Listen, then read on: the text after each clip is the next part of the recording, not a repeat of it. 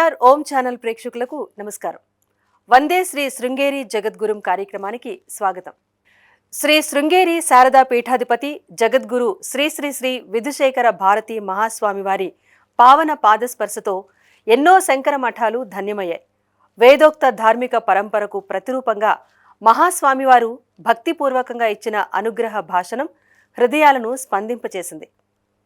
సనాతన ధర్మ సంరక్షణలో అఖండంగా ప్రవహించే శృంగేరి పీఠ మహిమ ఈ దివ్య క్షణాల్లో ప్రతిఫలించింది. ఆచార అనుష్ఠాన ఆత్మ జ్ఞాన సందేశాలతో మహాస్వామివారి ఉపదేశం భక్తుల జీవితాలకు దిశానిర్దేశం చేసింది. ఈ అపూర్వ ధార్మిక దివ్య ప్రవచనాలను భక్తిభావంతో జగద్గురు చరణాలకు ప్రణమిలుతూ ప్రత్యక్షంగా దర్శించి తరిద్దాం. జగద్గురు శ్రీమద్ ఆదిశంకర భగవత్పాదాచార్యుల వారు ఈ ప్రపంచానికి జ్ఞానాన్ని ప్రసాదించడానికి పరమేశ్వరుడే అవతరించినటువంటి ఒక స్వరూపం జగద్గురు స్వరూపం. శంకరాచార్యుల వారి రూపంలో ఆ పరమాత్మ అవతరించి ఈ జగత్తుకి కావలసినటువంటి జ్ఞానాన్ని, జగత్తు యొక్క ఉద్ధారానికి కావలసినటువంటి జ్ఞానాన్ని ప్రసాదించాడు పరమేశ్వరుడు. శంకరాచార్యుల వారి అవతారం గురించి చెప్పేటటువంటి ఒక శ్లోకం శంకర దిగ్విజయంలో ప్రసిద్ధంగా ఉన్నటువంటి శ్లోకమే. అజ్ఞానాంతర్గహన పతితాన్ ఆత్మవిద్యోపదేశైః త్రాతుం లోకాన్ భవదవశిఖాతాపపాపచ్యమానాన్ ముక్త్వా మౌనం వటవిటపినో మూలతో నిష్పదంతి శంభోర్మూర్తిశ్చరతి భువనే శంకరాచార్య రూప అని ఈ శ్లోకం శంకర దిగ్విజయంలో శంకరాచార్యుల వారు ఆ పరమాత్మ దక్షిణామూర్తి యొక్క అవతారము అని చెప్పేటటువంటి శ్లోకం ఇది. ఇక్కడ ఈ శ్లోకంలో ఏం చెబుతున్నారు అనంటే, ఏ దక్షిణామూర్తి వటవృక్షం కింద తన యొక్క మౌనంతోనే ఋషులకి తత్వజ్ఞానాన్ని ప్రసాదిస్తూ ఉన్నాడో అటువంటి దక్షిణామూర్తి తన మౌనాన్ని విడిచి శంకర భగవత్పాదాచార్యుల వారి రూపంలో అవతరించాడు అనేది ఈ శ్లోకం యొక్క తాత్పర్యం. దీని ద్వారా మనం తెలుసుకోవాల్సినటువంటి విషయం ఏమిటి అనంటే, మొట్టమొదట భగవంతుడు తన యొక్క మౌనంతో తత్వాన్ని ఉపదేశిస్తూ ఉన్నాడు అని ఇక్కడ చెప్పారు. దీన్ని విన్న వెంటనే మనకు వచ్చేటటువంటి ప్రశ్న ఏమిటి అనంటే, మౌనంగా ఎలా ఉపదేశిస్తారు? ఉపదేశించాలి అనంటే ఏదో ఒకటి మాట్లాడాలి కదా. మాట్లాడితేనే ఉపదేశించగలం తప్ప మౌనంగా ఉండడం అలాగే ఉపదేశించడం రెండు ఒకేసారి ఎలా చేయడానికి సాధ్యం? మౌనంగా ఉంటే ఉపదేశించలేం, ఉపదేశిస్తూ ఉంటే మౌనంగా ఉండలేం. మాట్లాడితేనే కదా ఏదైనా ఇంకోళ్ళకి అర్థం ఎలా చెప్పడానికి సాధ్యం అవుతుంది. ఊరికే మౌనంగా ఉంటే ఏమర్థం అవుతుంది? చెప్పడం కుదరదు, వినేవాడికి అర్థమూ అవ్వదు. కాబట్టి ఇక్కడ మౌనంగా ఉంటూ ఉపదేశించడం అంటే దాని అర్థం ఏమిటి అని ఒక ప్రశ్న మనకు వస్తుంది. అంటే రావాలి కూడా, అట్లాంటి ప్రశ్న కూడా మనకు రావాలి. ఈ మాట విన్నప్పుడు తప్పకుండా రావాల్సిందే ఆ ప్రశ్న. అయితే ఇక్కడ మనం తెలుసుకోవాల్సిన విషయం ఏమిటంటే, ఈ ప్రపంచంలో ఎన్నో విషయాలను ఉపదేశించాలంటే మాట్లాడాలి. మన మాటలతోనే ఉపదేశించడం అనేది సాధ్యం అవుతుంది అనేది వాస్తవమే. కానీ ఆ భగవంతుడు ఏ తత్వాన్నైతే ఉపదేశిస్తున్నాడో ఆ తత్వాన్ని పరిపూర్ణంగా ఉపదేశించాలి అనంటే దానికి మాటలు చాలవు. మాటల వల్ల ఉపదేశింపబడేటటువంటి తత్వం కాదది. ఎందుకంటే ఆ తత్వం అనేది అన్ని మాటలకి అతీతమైనటువంటిది. అంటే అనుభవంతో మాత్రమే తెలుసుకోవాల్సినటువంటి తత్వం అది. మాటల వల్ల కొంత దూరం మాత్రమే ఆ తత్వం గురించి మనం చెప్పగలుగుతాం. పరిపూర్ణంగా తత్వాన్ని సాక్షాత్కరించుకోవాలి అని అంటే అది మాటలతో సాధ్యమయ్యేటటువంటిది కాదు. పరిపూర్ణమైనటువంటి తత్వాన్ని మాటలతో ఉపదేశించడం అనేది సాధ్యం కాదు. కావాలంటే ఆ తత్వానికి సంబంధించిన కొన్ని విషయాల్ని కావాలంటే చెప్పగలుగుతాం మాటలతో. ఆ తత్వ మార్గం, తత్వాన్ని పొందడానికి మార్గం ఏదైతే ఉందో ఆ మార్గంలో కొంత దూరం ఈ మాటలతో మనం వెళ్ళగలుగుతాం. కానీ అంతిమంగా తత్వాన్ని చేరుకోవాలి అని అంటే మాటలతో మాత్రమే అయ్యేటటువంటిది కాదు. కాబట్టి భగవంతుడు తన యొక్క మౌనంతోనే ఆ తత్వాన్ని ఉపదేశిస్తూ ఉన్నాడు అని దాని యొక్క అర్థం. అంటే ఎలాగా అనంటే, ఇప్పుడు ఈ లోకంలో కొన్ని విషయాలు అనుభవంతో మాత్రమే తెలుసుకోవాలి. కొన్ని విషయాల్ని ఎప్పుడైతే ఆ విషయాన్ని మనం అనుభవిస్తున్నామో అప్పుడు ఇంకా మాటలతో పని లేదు. కొన్ని విషయాలు లోకంలో ఎలా ఉంటాయి అని అంటే, దాని గురించి ఎంత మాట్లాడినా కూడా అనుభవానికి మనం తెచ్చుకోలేం. అనుభవానికి తెచ్చుకున్న తర్వాత మాటలు అవసరం లేదు. ఉదాహరణ చెప్పాలి అనంటే దాన్ని కూడా ప్రసిద్ధంగా చెప్పేటటువంటి ఉదాహరణ ఏమిటి అనంటే, ఇప్పుడు పంచదార ఉంది, దాని యొక్క మాధుర్యం, పంచదార యొక్క రుచి ఎలా ఉంటుంది అని అడిగినప్పుడు తీయగా ఉంటుంది అని మనం చెప్తాం. ఇక్కడ తీయగా ఉంటుంది తీయగా ఉంటుంది తీయగా ఉంటుంది అని ఒక 100 సార్లు చెప్పినా కూడా ఆ మాధుర్యం ఎలా ఉంటుందనేది మనకు అనుభవానికి రాదు. ఓకే, తీయగా ఉంటుంది అని ఆయన చెప్పాడు కాబట్టి అది తీయగా ఉంటుంది టా అని మనం అంటాం. ఆ టా అని అంటాం అంతే. పంచదార ఎలా ఉంటుందండి అని అన్నప్పుడు ఇంకొక ఆయన చెప్పిన మాటలు విని అది తీయగా ఉంటుంది అని ఇంకోళ్ళ నుంచి విన్న తర్వాత మనం ఏమంటాం, ఈయన చెప్తున్నాడు కాబట్టి పంచదార తీయగా ఉంటుందిట అని అంటాం. తీయగా ఉంటుందిట అంటే మీకు తెలుసా, మీకు ఆ తీపి ఎలా ఉంటుందనేది తెలుసా అని అంటే నాకు తెలియదు అని అంటాం. అంటే నాకు అనుభవానికి రాలి. అంతవరకు దాన్ని తిన్నని వాడు ఏమంటాడు అని అంటే, లేదు నేను తినలేదు కాబట్టి అది ఎలా ఉంటుందో నాకు తెలియదు, కానీ ఈయన చెప్తున్నాడు, ఫలానా మనిషి చెప్తున్నాడు ఇది తీయగా ఉంటుందిట అని చెప్తున్నాడు అని అంటాం. అంటే అక్కడికి ఏమైంది, ఆ మాటలతో కేవలం అది ఎలా ఉంటుంది ఏమిటనేది తెలుసుకున్నామే తప్ప దాన్ని అనుభవానికి తెచ్చుకోవడం అనేది సాధ్యం కాదు.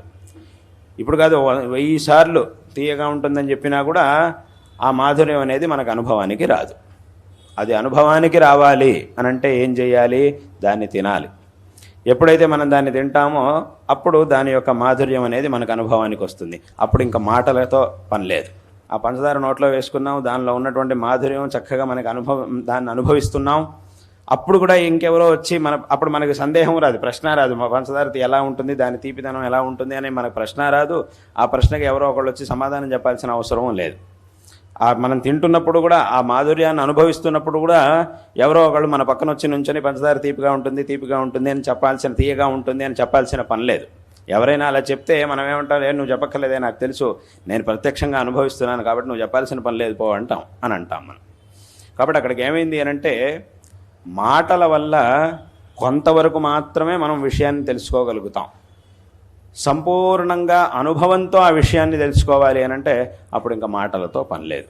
కాబట్టి అదేవిధంగా ఆ తత్వం అనేది ఏదైతే ఉందో, అద్వైత తత్వం, దాన్ని పరిపూర్ణంగా సాక్షాత్కరించుకోవాలంటే మాటలు సరిపోవు. అందుకే యతో వాచో నివర్తంతే అప్రాప్య మనసా సహా అని ఆ ఉపనిషత్తు మనకి చెబుతూ ఉన్నది.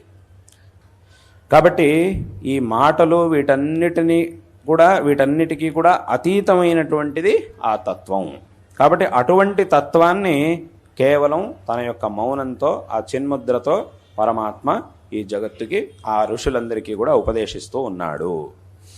అయితే ఏ మాటలు లేకుండా కేవలం మౌనంతో ఆ తత్వాన్ని ఉపదేశించినప్పుడు దాన్ని అర్థం చేసుకునేంత సామర్థ్యం అటువంటి మహర్షులకి వాళ్ళకి మాత్రమే ఉంటుంది. అపారమైనటువంటి బుద్ధిశక్తి కలిగిన మహర్షులకి మాత్రమే అది సాధ్యం అవుతుంది. సామాన్య జనాలకి కేవలం మౌనంగా తత్వాన్ని ఉపదేశించడం అంటే అది సాధ్యమయ్యేటటువంటి పని కాదు.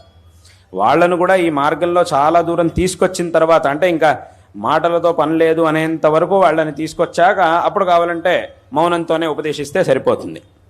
కానీ ముందు ఎక్కడెక్కడో తిరుగుతున్నటువంటి వాళ్ళని అసలు ఈ మార్గంలోకి తీసుకురావాలంటే అది మౌనంతో మాత్రమే ఉంటే సాధ్యమయ్యేది కాదు. కాబట్టి ఆ పరమాత్మ ఏం చేశాడు అనంటే ముక్త్వా మౌనం, తన యొక్క మౌనాన్ని ముక్త్వా అంటే వదిలిపెట్టి, ఆ మౌనాన్ని వదిలిపెట్టి ఆ వటవృక్షం కింద నుంచి బయలుదేరి శంకర భగవత్పాదాచార్యుల వారిగా అవతరించాడు అని ఆ మాట యొక్క అర్థం.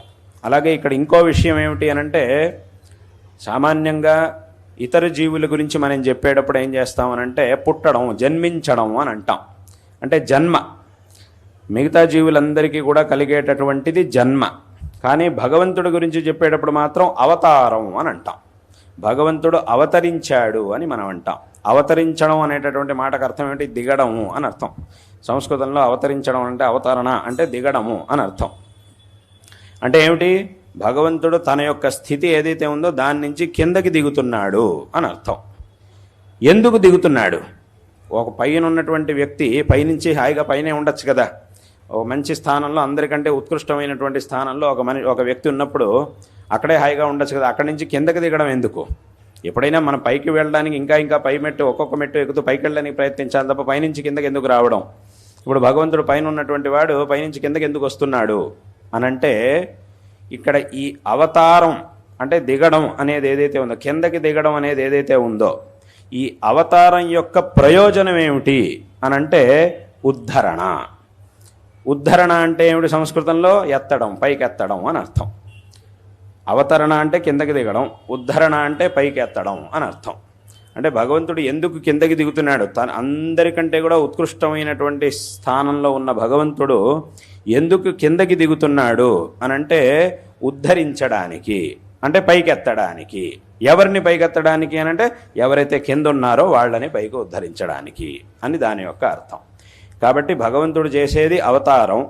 ఆ అవతారం యొక్క ఫలం ఏమిటి అనంటే ఉద్ధారం. ఎవరి ఉద్ధారం అనంటే భక్తజనోద్ధారం.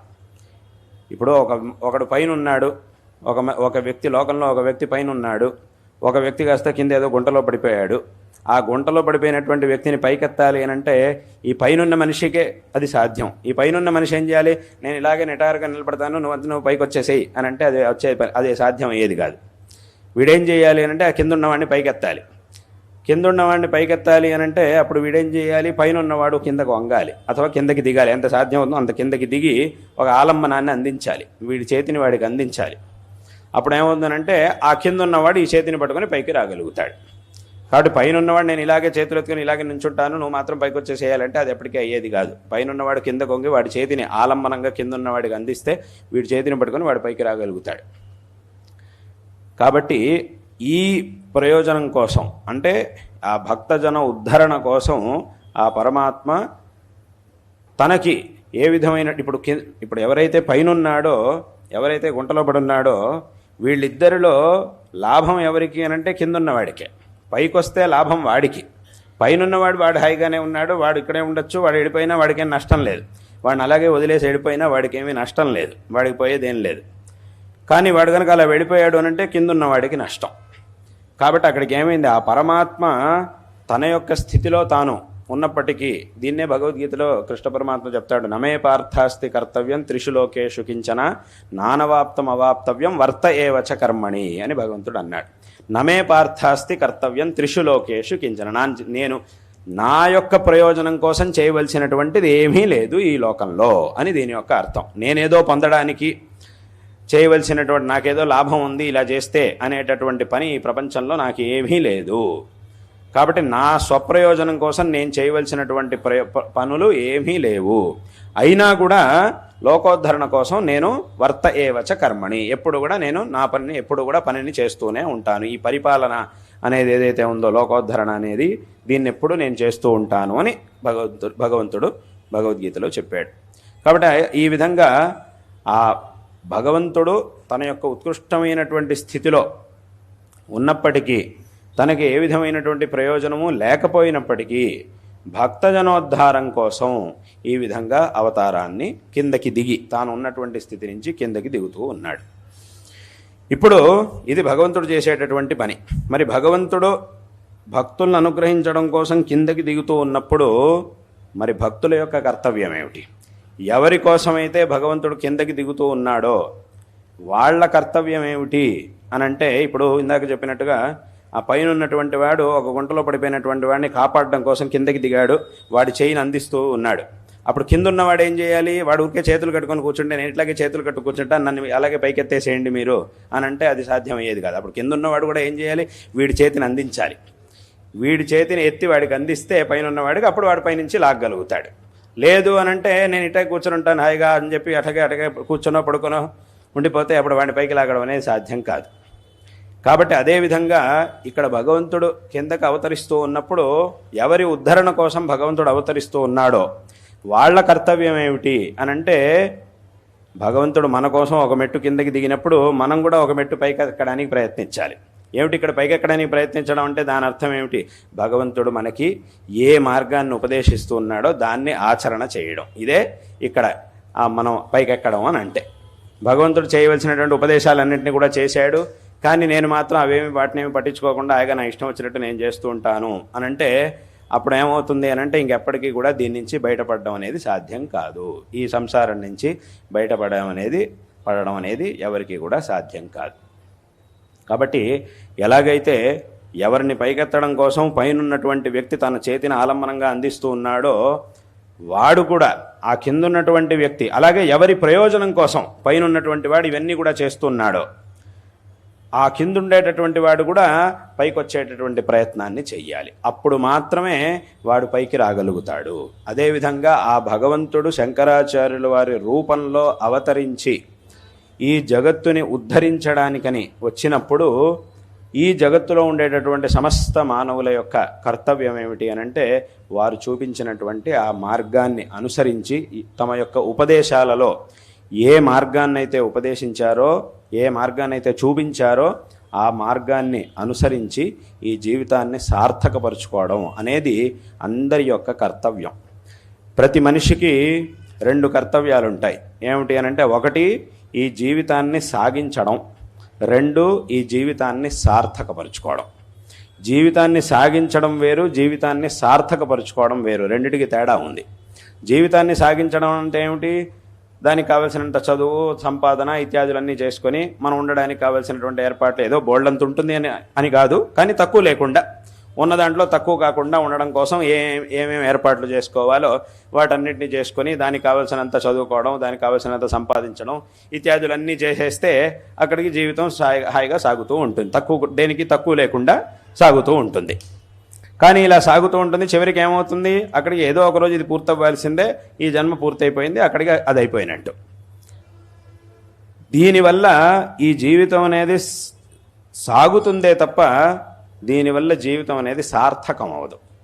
వాస్తవంగా ఇక్కడ మనం చక్కగా సరిగ్గా ఆలోచిస్తే ఈ జీవితాన్ని సాగించడం అనేది ఏదైతే ఉందో అది మనిషికి మాత్రమే కాదు, ప్రతి జంతువుకి ఉండనే ఉన్నది. జీవితం అనేది ఎవరెవరికైతే ఉందో అది మనిషి అయినా జంతువు అయినా అందరికీ కూడా జీవితాన్ని సాగించడం అనేది కర్తవ్యంగా ఉండనే ఉంది. అది మనిషి అయినా సరే, ప్రాణి అయినా సరే, జంతువులైనా సరే.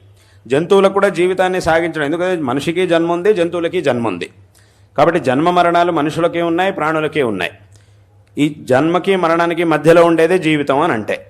కాబట్టి ఇటువంటి జీవితం దాన్ని సాగించేటటువంటి కర్తవ్యం మనుషులకి మాత్రమే కాదు, జంతువులకు కూడా ఉండనే ఉంది. కాబట్టి ఆ విషయంలో మనిషికి జంతువులకి ఏ విధమైనటువంటి తేడా లేదు. అంటే తేడా ఎక్కడ వస్తుంది అని అంటే ఆ జీవన శైలిలో కావాలంటే తేడా ఉంటుంది. మనిషి జీవన శైలి వేరేగా ఉంటుంది, జంతువుల యొక్క జీవన శైలి వేరేలా ఉంటుంది, అంతే తేడా.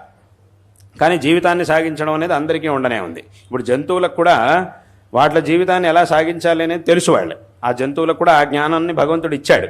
అంటే ఏమిటి? తనకు కావాల్సినటువంటి ఆహారాన్ని ఎలా సంపాదించుకోవాలి, వేరే ఏదైనా ఒక జంతువు తన మీద దాడి చేసినప్పుడు అయినంత వరకు ఎలా దాని నుంచి తప్పించుకోవాలి ఇత్యాదులన్నీ కూడా జంతువులకి తెలుసు. ఈ జ్ఞానం వాటికి కూడా ఉంది, ఆ జంతువులకు కూడా ఉంది. మనిషికి అది ఉండనే ఉంది, మనిషి కూడా అలాగే చేస్తూ ఉంటాడు. కానీ అంత మాత్రమే ఆలోచిస్తే, అంటే కేవలం జీవితాన్ని సాగించడం గురించి మాత్రమే ఆలోచిస్తే ఏమవుతుంది అని అంటే ఇద్దరికీ పెద్ద తేడా అనేది ఉండదు. ఎందుకంటే సాగించడం ఇద్దరికీ ఉండనే ఉంది, మనుషులకైనా జంతువులకైనా ఇద్దరికీ ఆ ఒక పని, ఆ బాధ్యత అనేది ఉండనే ఉంది. ఎందుకంటే ఒకసారి జన్మ అనేది వచ్చిన తర్వాత జీవితం ప్రారంభమైనట్టే, దాన్ని సాగించడానికి ఏదో ఒక రకంగా ప్రయత్నం చేయాల్సిందే. కాబట్టి అది ఇద్దరికీ కూడా ఉండనే ఉంటుంది. కానీ మనిషికి, ఆ ప్రాణులకి ఏమిటి తేడా? ఏ విషయంలో తేడా వస్తుంది, ఎక్కడ తేడా వచ్చింది అనంటే ఈ జీవితాన్ని సార్థకపరుచుకునేటటువంటి ప్రయత్నం చేయడంలో జంతువులకి మనుషులకి తేడా అనేది ఉంటుంది. ఎందుకు అనంటే జంతువులకి కేవలం జీవితాన్ని సాగించేంత జ్ఞానం మాత్రమే ఇచ్చాడు భగవంతుడు, దానికి కావాల్సినటువంటి శక్తిని మాత్రమే భగవంతుడు ఇచ్చాడు తప్ప ఆ జీవితాన్ని సార్థకపరుచుకునేటటువంటి శక్తిని కానీ జ్ఞానాన్ని కానీ జంతువులకు ఉండదు. అది ఉండేది ఎవరికి అనంటే అది మనిషికి మాత్రం ఆ ఒక జ్ఞానాన్ని భగవంతుడు ఇచ్చాడు. అంటే ఏమిటి, ఇప్పుడు జీవితాన్ని సార్థకపరచుకోవడానికి కావాల్సినటువంటి ఏ మార్గాలను అయితే శాస్త్రముల్లో చెప్పారో దాన్ని అర్థం చేసుకోగలిగేటటువంటి బుద్ధిశక్తి, అర్థం చేసుకొని ఆచరించగలిగేటటువంటి శక్తి, ఈ శరీర నిర్మాణం, ఇవన్నీ కూడా మనిషికి మాత్రమే ఉన్నాయి తప్ప జంతువులకి లేదు. జంతువుల యొక్క కర్తవ్యం, జంతువుల సుస్థితి ఎలా ఉంటుంది అనంటే ఏదో కర్మవశాత్తు వచ్చినటువంటి ఆ జంతు శరీరం అనేది ఏదైతే ఉందో దాంట్లో ఉంటూ ఆ కర్మను అనుభవిస్తూ ఉండడం, అది మాత్రమే జంతువులకి సాధ్యం. కానీ మనిషికి అలా కాదు. ఒకవైపు కర్మను అనుభవిస్తూ ఉన్నా కూడా ఇంకొక వైపు ఈ జన్మని సార్థకపరుచుకోవడానికి కావలసినటువంటి పనులను చేసే శక్తిని భగవంతుడు ఇచ్చాడు. కాబట్టి ప్రతి మనిషి కూడా కేవలం ఈ జన్మని ఈ జీవనాన్ని సాగించడం మాత్రమే కాకుండా, నడిపించుకోవడం మాత్రమే కాకుండా, దీన్ని సార్థకపరుచుకోవడం అనేటటువంటి విషయం గురించి కూడా తప్పకుండా ఆలోచించాలి. దీన్ని సార్థకపరుచుకోవడం అనేటటువంటి, ఎలా ఆత్మోద్ధరణ చేసుకోవాలి అనేటటువంటి విషయాన్ని గురించి కూడా ప్రతి ఒక్కరూ కూడా ఆలోచించాలి. ఇలా ఆలోచించి దానికి కావాల్సినటువంటి ఏ మార్గాన్ని అయితే శంకర భగవత్పాదాచార్యులు వారు తమ గ్రంథాల్లో ఉపదేశించారో ఆ మార్గాన్ని అనుసరించి ఈ జీవితాన్ని అందరూ కూడా సార్థకపరుచుకోవాలి అనేటటువంటి విషయాన్ని అందరూ కూడా చక్కగా తెలుసుకోవాలి. ఇక్కడ అందుకే భగవద్గీతలో కృష్ణ పరమాత్మ ఒక మాట చెప్పాడు. ఏమిటి అనంటే, ఉద్ధరేదాత్మనాత్మానం నాత్మానం అవసాదయేత్, ఆత్మైవ హ్యాత్మనో బంధురాత్మైవ రిపురాత్మనః అని. ఈ మాటకు అర్థం ఏమిటి అనంటే, అందరూ కూడా తమ యొక్క ఆత్మోద్ధారానికి కావలసినటువంటి పనులను చేసుకోవాలి, తమ యొక్క ఆత్మహాని కలిగేటటువంటి పనులను ఎవరు కూడా చేయకూడదు అని ఆ భగవంతుడి యొక్క ఉపదేశం. అంటే ఏమిటి, మన ఆత్మోద్ధరణ ఏ పనుల వల్ల అయితే జరుగుతుందో ఆ పనులని చేయడం ద్వారా మనకి మనమే బంధువులం అవ్వాలి. అదేవిధంగా మనకి హాని కలిగించేటటువంటి పనులని చేస్తూ మనకి మనమే శత్రువులం అవ్వకూడదు అని దీని యొక్క అర్థం. అంటే అందుకే ఇక్కడ భగవంతుడు ఏమన్నాడు, ఆత్మైవ హ్యాత్మనో బంధువు ఆత్మైవ రిపురాత్మనః, మన ఆత్మే మనకి బంధువు, మన ఆత్మే మనకి శత్రువు అని అన్నాడు. అంటే దాని అర్థం ఏమిటి, ఒకే ఆత్మ బంధువుగాను ఉంటుంది, శత్రువుగాను ఉంటుంది అని అన్నాడు. అంటే అక్కడ మనకు ప్రశ్న వస్తుంది, అదేమిటి ఒకే ఆత్మ బంధువుగాను శత్రువుగాను రెండింటిగాను ఎలా ఉంటుంది? బంధువు అయితే శత్రువు అవ్వదు, శత్రువు అయితే బంధువు అవ్వదు కదా, ఎలాగా? రెండు బంధువు అయినటువంటి వాడు శత్రువు అవ్వడు, శత్రువు అయినటువంటి వాడు బంధువు అవ్వడు కదా, ఇది ఎలా కుదురుతుంది అని ఒక ప్రశ్న వస్తుంది. అయితే ఇక్కడ మనం తెలుసుకోవాల్సినటువంటి విషయం ఏమిటి అనంటే, ఇప్పుడు లోకంలో బంధువు అంటే ఎవరు? ఎవరైతే మనకి హితాన్ని కలిగించేటటువంటి పనులను చేస్తాడో వాడిని బంధువు అని అంటారు. ఎవరైతే మనకి మంచి జరిగేటటువంటి విషయాల్ని ఉపదేశించడమే కాకుండా అటువంటి పనులనే, మనకి హితాన్ని కలిగించేటటువంటి పనులనే చేస్తాడో వాడిని బంధువు అని మనం లోకంలో అంటాం. అంటే ఇక్కడ బంధువు అని అంటే నిజమైన బంధువు, ఏదో రక్త సంబంధం మాత్రం ఉంటే సరిపోదు. నిజమైనటువంటి బంధువుగా మనం ఎవరిని చూడాలి? ఎవరైతే మనకి హితాన్ని కలిగించేటటువంటి పనులను చేస్తారో వాళ్ళని మనం బంధువుగా చూడాలి. అలా బంధువుగా చూడాలి అని అంటే మనకి రక్త సంబంధం ఉండాల్సిందే, ఈ కౌటుంబికమైనటువంటి సంబంధం ఉండాల్సిందే అనేం లేదు. ఆ సంబంధం లేకపోయినప్పటికీ ఎవరో ఒక వ్యక్తి మనకు మంచి కలిగేటటువంటి పనులను చేస్తున్నాడు అనంటే ఆ వ్యక్తి కూడా మనకి బంధువు అనే లెక్క. ఎందుకంటే కొంతమంది అడగచ్చు, అదేమిటండి బంధువులైన వాళ్ళందరూ కూడా మంచి పనులే చేయరండి, బంధువుల్లో కూడా ఇబ్బంది పెట్టేవాళ్ళు చాలామంది ఉంటారు అని కొంతమంది అడగచ్చు. అంటే బంధువు అంటే ఎవరు అని అంటే మనకి మంచి హితాన్ని కలిగించేటటువంటి పనులు చేసేవాడు బంధువు అని ఎలా అంటారు? ఎందుకంటే మాకు చాలామంది బంధువులు ఉన్నారు, వాళ్ళు మా ప్రాణం తీస్తుంటాడు, ఎప్పుడు చూసినా మమ్మల్ని ఇబ్బంది పెడుతూ ఉంటారు, మమ్మల్ని ఊరికే హింసిస్తూ ఉంటారు, కాబట్టి బంధువులైన వాళ్ళందరూ అలా చేయరు కదా అని కొంతమంది అడగచ్చు. అందుకో చెప్తున్నాను, ఏమిటి అని అంటే వాళ్లతో అంటే ఏదో బంధువులు అనిపించుకున్న వాళ్ళు మనల్ని ఇబ్బంది పెట్టేవాళ్ళు ఉన్నారు అని అంటే వాళ్ళు బంధువులని ఏదో పేరుకి బంధువులు తప్ప నిజమైనటువంటి బంధువులు కాదు. బంధువు అనేటటువంటి మాటకి నిజమైన అర్థం ఎవరు అని అంటే ఎవరైతే మనకి హితాన్ని కలిగజేసేవాళ్ళు అయి ఉంటారో వాళ్ళు బంధువులు. అది ఒక కుటుంబంలో ఉన్న బంధువులైనా సరే అథవా కుటుంబం కానటువంటి వాళ్ళైనా సరే. కుటుంబంలో ఉండేటటువంటి వాళ్ళు కూడా మనల్ని ఇబ్బంది పెట్టారు అని అంటే వాళ్ళు బంధువులు కానట్టే లెక్క. కుటుంబం కానటువంటి వాళ్ళు కూడా మనకి మంచి కలిగేటటువంటి పనులను చేశారు అని అంటే వాళ్ళు మనకి బంధువులు అనే లెక్క. కాబట్టి ఇక్కడ దీని యొక్క అసలైనటువంటి అర్థం ఇది. అలాగే కాబట్టి ఇది బంధువు అని అంటే ఇటువంటి అర్థం ఇక్కడ ఉండేది. అలాగే శత్రు అంటే ఎవరు? ఎవరైతే మనకి కష్టం కలిగించేటటువంటి పనులను చేస్తారో, మనకి దుఃఖాన్ని కలిగించేటటువంటి పనులను చేస్తారో వాళ్ళే శత్రువులు అని అంటే. కాబట్టి ఇక్కడ ఈ ఆత్మే మనకి శత్రువు, ఈ ఆత్మే మనకి బంధువు. ఆత్మైవ హ్యాత్మనో బంధువు ఆత్మైవ రిపురాత్మనః అని భగవద్గీతలో భగవంతుడు అన్నాడు. మరి ఒకే ఆత్మ రెండుగా ఎలా ఉండడానికి సాధ్యం అని అంటే ఇక్కడ మనం తెలుసుకోవాల్సినటువంటి విషయం ఏమిటంటే, ఎలాగైతే ఇప్పుడు చెప్పినట్టుగా మనకి హితాన్ని కలిగించేటటువంటి పనులను చేసేటటువంటి వాళ్ళు మనకి బంధువులు అని ఎలాగైతే అనిపించుకుంటున్నారో, అదేవిధంగా మనకి మంచి జరిగేటటువంటి పనులని మనం చేసుకున్నప్పుడు మనకి మనమే బంధువులం అవుతాం. ఇంకొక వ్యక్తి మనకి హితాన్ని కలిగించేటటువంటి పనుని చేసి మనకి బంధువు అని అనిపించుకుంటున్నాడు. అదేవిధంగా మన ఆత్మ మనకి బంధువు అవ్వాలంటే అప్పుడు మనం ఏం చేయాలి అనంటే, మనకి మంచి కలిగేటటువంటి పనులని మనం చేసుకోవాలి. మన ఆత్మోద్ధరణ దేనివల్ల అయితే సాధ్యం అవుతుందో అటువంటి కార్యాలని మనం చేసుకున్నప్పుడు మనకి మనం బంధువులం అవుతాం. అదేవిధంగా మనకి మనం శత్రువులు ఎలా అవుతాము అనంటే, ఎలాగైతే ఇంకొకడు మనల్ని ఇబ్బంది పెట్టేటటువంటి పనులు చేసి మనకి శత్రువు అని అవుతున్నాడో, అదేవిధంగా మనకి ఇబ్బంది కలిగే అంటే మనకి దుఃఖం కలిగేటటువంటి పాపములని మనం చేసినప్పుడు అప్పుడు మనకి మనమే శత్రువులం అవుతాం.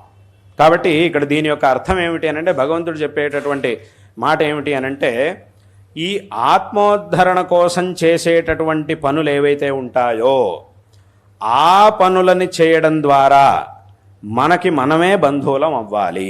మన ఆత్మ మనకి బంధువు అవుతుంది. కాబట్టి ఎప్పుడూ కూడా మన ఆత్మని మనకి మనం బంధువుగా ఉంచుకోవాలి.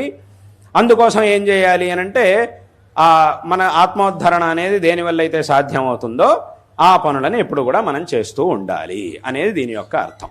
అదేవిధంగా ఆత్మైవ రిపురాత్మన, మనకి దుఃఖాన్ని కలిగించేటటువంటి పనులని మనమే చేసి మనకి దుఃఖం వచ్చేటటువంటి పనులని మనం ఎప్పుడూ చేయకూడదు. అలా చేసి మనకి మనమే ఎప్పుడు కూడా శత్రువులు కాకూడదు అని దీని యొక్క అర్థం. కాబట్టి ఇక్కడ అందుకే భగవద్గీతలో కృష్ణ పరమాత్మ ఈ మాత్రం చెప్పినారు. కాబట్టి దీన్ని బట్టి మనం ఏం తెలుసుకోవాలి అనంటే, ఈ జీవితంలో దీన్ని సాగించడానికి కావాల్సినటువంటి పనులు ఇత్యాదులన్నింటినీ కూడా చేయాల్సిందే. అవన్నీ ఎలాగో ఉండనే ఉన్నాయి, అనివార్యంగా అవన్నీ ఉండనే ఉన్నాయి. కానీ అంతకంటే కూడా ముఖ్యంగా ఈ జీవితాన్ని సార్థకపరుచుకోవడానికి కావాల్సినటువంటి పనులను చేసినప్పుడు మనకి మనం బంధువులం అవుతాం. తద్వారా మన యొక్క ఆత్మోద్ధరణ అనేది జరుగుతుంది.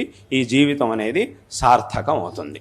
అంటే ఒకే జన్మలో మొత్తం సాధనని చేసి పూర్తి చేయడానికి సాధ్యం అవుతుందా లేదా అనేది అటువంటి అవకాశం అందరికీ ఉండకపోవచ్చు. కొంతమంది కొన్ని జన్మల వరకు ఆ సాధన అనేది చేయవలసి రావచ్చు. వాస్తవంతః అలాగే చేయవలసి వస్తుంది.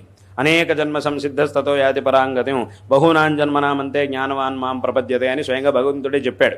ఒక్కొక్క జన్మలోనూ కొంత సాధన చేసి చేసి చేసి చివరికి అందరూ కూడా నన్ను చేరుకుంటారు అని స్వయంగా భగవంతుడే గీతలో చెప్పాడు. కాబట్టి ఒకే జన్మలో మొత్తం సాధన చేయడం అనేది అది అందరి వల్ల సాధ్యం కాదు. కొంతమందికి మాత్రమే అది సాధ్యం అవుతుంది. అయినప్పటికీ కనీసం ఆ ప్రయత్నాన్నైనా చేస్తే, ప్రామాణికంగా దానికి కావాల్సినటువంటి ప్రయత్నాన్నైనా మనం చేసినప్పుడు ఏమవుతుంది అనంటే, తప్పకుండా మనం ఆ జీవితాన్ని సార్థకపరచుకోవడానికి కావాల్సినటువంటి పనులను ప్రారంభించినప్పుడు తప్పకుండా మన జీవితం అనేది ఆ మార్గంలో సాగుతుంది. అందులో ఏ విధమైనటువంటి సందేహం లేదు. దాన్ని గనక మనం ప్రారంభించాము అనంటే ఆ తర్వాత ఎప్పుడు మనం ఎక్కడికి చేరుకోవాలి, ఎలా భగవంతుడిని చేరుకోవాలి అనే దాన్నంతా కూడా భగవంతుడే చూసుకుంటాడు. అందుకే స్వయంగా భగవద్గీతలో కృష్ణ పరమాత్మ ఈ విషయాన్ని చెప్పాడు. మన్మనాభవ మద్భక్తో మద్యాజీ మాన్ నమస్కురు మామే వైష్యసి సత్యంతే ప్రతిజానే ప్రియోసిమే అని చెప్పాడు. అంటే ఏమిటి? విశేషంగా నాయందు అపారమైనటువంటి భక్తిని కలిగినటువంటి వాడివై ఈ భక్తి మార్గాన్ని, అలాగే నేను ఉపదేశించినటువంటి ఆ స్వధర్మాన్ని నువ్వు చక్కగా ఆచరించావు అనంటే ఎప్పుడు నిన్ను ఎక్కడికి ఎలా తీసుకెళ్ళాలి, ఎలా నాలో నిన్ను చేర్చుకోవాలి అనే దాన్ని అదంతా నేనే చూసుకుంటాను. ఇంకా నువ్వు ఆలోచించాల్సిన పని లేదు. ఆ పనిని నువ్వు ప్రారంభించి ఆ మార్గంలో నువ్వు ప్రయాణం మొదలు పెడితే చాలు, మిగతాదంతా నేను చూసుకుంటాను అని స్వయంగా భగవంతుడు అన్నాడు. ప్రతిజానే ప్రియోసిమే, ఇది ఇలా నేను ఏదో ఊరికే చెప్పడం కాదు, ప్రతిజ్ఞ చేసి చెప్తున్నాను నీకు అని అంటాడు భగవంతుడు. కాబట్టి ఈ విధంగా ఈ ఆత్మోద్ధరణకు కావలసినటువంటి పనులని మనం చేసినప్పుడు మనకి మనం బంధువులం అవుతాం. ఈ విధంగా చేసి మనకి మనం బంధువులం అవ్వాలే తప్ప ఎప్పుడు కూడా మనకి మనం శత్రువులం కాకూడదు. ఈ విధంగా చేసినప్పుడు మనల్ని ఎప్పుడు ఎలా మన లక్ష్యానికి చేర్చాలి అనే దాన్నంతా కూడా ఆ భగవంతుడు చూసుకుంటాడు. మనల్ని సరైనటువంటి సమయంలో ఒక్కొక్క దశని దాటించి భగవంతుడు తనలో మనల్ని చేర్చుకుంటాడు. ఈ సంసారం నుంచి మనల్ని దాటిస్తాడు.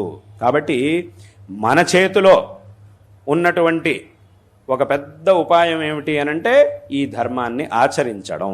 ఏదైతే పరంపరగా వచ్చినటువంటి ధర్మం ఉందో దాన్ని చక్కగా తెలుసుకొని ఆచరించడం అనేది మన చేతిలో ఉంది. కాబట్టి దీన్ని ఎంత బాగా ఆచరిస్తామో అంత బాగా మనం ముందుకెళ్ళగలుగుతాం. కాబట్టి ఈ విధంగా ఈ ఆత్మోద్ధరణ చేసుకోవడానికి కావాల్సినటువంటి మార్గాన్ని ఉపదేశించడానికే ఆ పరమాత్మ శంకర భగవత్పాదాచార్యుల వారి రూపంలో అవతరించాడు. కాబట్టి శంకరాచార్యుల వారు చూపించినటువంటి మార్గాన్ని అందరూ కూడా అనుసరించి ఈ జీవితాన్ని సార్థకపరుచుకోవాలి అనేటటువంటి విషయాన్ని ఈ సందర్భంలో అందరికీ కూడా తెలియజేస్తూ ఉన్నాం. ఇప్పుడు చెప్పినట్టుగా ఈ జీవితాన్ని సాగించడానికి కావలసినటువంటి పనులు చేయాల్సి ఉంది. తప్పకుండా వాటిని కూడా బాగా చేయాలి. ఈ ధర్మోద్ధరణ ధర్మ అనుష్ఠానం ఈ జీవితాన్ని సార్థకపరచుకోవడానికి కావలసినటువంటి పనులను కూడా చక్కగా చేయాలి. అందుకే మనిషికి 3 కర్తవ్యాలని శాస్త్రంలో చెప్పారు. అందులోనూ ఒక్కొక్క పనిని చేసేటప్పుడు మనిషి యొక్క భావన ఎలా ఉండాలి అనే దాన్ని కూడా శాస్త్రంలో ఒక చిన్న శ్లోకంలో చెప్పారు. ఏమిటి అనంటే అజరామరవత్ ప్రాజ్ఞ విద్యామర్థంచ సాధయేత్ అని అన్నారు. అంటే మొట్టమొదటి పని ఏమిటి అనంటే విద్య, అంటే విద్యాభ్యాసం చేయడం. అలాగే విద్యాం అర్థంచ, అర్థం అని అంటే ధనం అని అర్థం, ధన సంపాదన. మొట్టమొదట విద్యా సంపాదన, ఆ తర్వాత ధన సంపాదన. ఈ రెండిటిని తప్పకుండా మనిషి చేయాల్సిందే. ఎందుకంటే ఇప్పుడు లోకంలో ఈ రెండు కూడా చాలా అవసరం. కాబట్టి ఈ విద్యాభ్యాసాన్ని ధన సంపాదనని రెండిటిని బాగా చేయాలి అని శాస్త్రంలో చెప్పారు. అది ఎలా చేయాలి అని అంటే అజరామరవత్ అంటే ఏమిటి? దీని యొక్క అర్థం, నాకు అసలు మరణం అనేదే లేదు, అసలు వృద్ధాప్యం అనేదే లేదు అనే భావనతో ఎప్పుడూ విద్యాభ్యాసం చేస్తూ ఉండాలిట, ధన సంపాదన చేయాలిట. అంటే దీని అర్థం ఏమిటి? ఇప్పుడు లోకంలో సామాన్యంగా అందరూ ఏమనుకుంటారు, సరే నేను జీవితంలో చక్కగా సెటిల్ అవ్వాలి అని అంటే ఇంత చదువుకుంటే చాలు, ఇంత చదువుకుంటే సరిపోతుంది. ఆ తర్వాత ఈ ఫలానా ఉద్యోగానికి వెళ్తే దాంట్లో ఇంత సంపాదన వస్తుంది, దాంట్లో ఇంత ధనం సంపాదిస్తే ఆ తర్వాత ధనాన్ని అంతా సంగ్రహించి పెట్టుకుంటే దానికి అంతా చక్కగా జీవితానికి కావాల్సినంత సరిపోతుంది, ఇంత చేస్తే చాలు అని అందరూ అనుకుంటూ ఉంటారు. అంటే కనీసం ఇంతైనా చదువుకోవాలి, ఇంత సంపాదించాలి, ఇంత చేస్తే చాలు అని చాలామంది అనుకుంటూ ఉంటారు. అదేవిధంగా ప్రయత్నం చేస్తూ ఉంటారు, చక్కగా సంపాదిస్తూ చదువుకుంటారు, ఏదో ఒక విద్యని పూర్తి చేస్తారు. ఆ తర్వాత కొంత సంపాదన చేస్తూ ఉంటారు. ఆ వచ్చినటువంటి సంపాదనలో దాన్ని మళ్ళీ విభజించుకొని ఆయా రోజుల్లో నెలల్లో ఖర్చు కోసం కొంత డబ్బు, మళ్ళీ దాంట్లో సంగ్రహం పెట్టుకోవడం కోసం కొంత డబ్బు, మళ్ళీ ఇంకేదో ఈఎంఐలు కట్టడానికి దీనికంతా కొంత డబ్బు, ఒక నెలలో ఏదో అద్దెలు ఏవో కట్టాల్సి ఉంటుంది కదా, దానికంతా కొంత డబ్బు, ఈఎంఐ కట్టాలి, అద్దెలు కట్టాలి, దీనికోసం కొంత డబ్బు ఏమో దాచుకోవడానికి, కొంత డబ్బు ఏమో ఖర్చులకి అని ఇలా సంగ్రహం చేసి పెడుతూ ఉంటారు. ఇలాగే ఇలా దాచుకుంటూ ఉంటే ఇన్నేళ్లకి ఇంత అవుతుంది, అది పెరిగి ఇంత అవుతుంది, అది చివరికి మనం చివరి దశలో కూడా హాయిగా ఉండడానికి సరిపోతుంది అని ఒక లెక్క ప్రకారం సంపాదన అవన్నీ చేస్తూ ఉంటారు. చూశారు కదా, మహాస్వామివారి అనుగ్రహ భాషణం, గురువుల ఉపదేశం మన జీవితానికి చక్కని మార్గదర్శనం. గురువుల ఆశీస్సులు, అలాగే ఆ మహాస్వామివారి దివ్య ఆశీస్సులతో మీ జీవితాలు కూడా వెలుగులు నింపాలని కోరుకుంటూ నమస్కారం.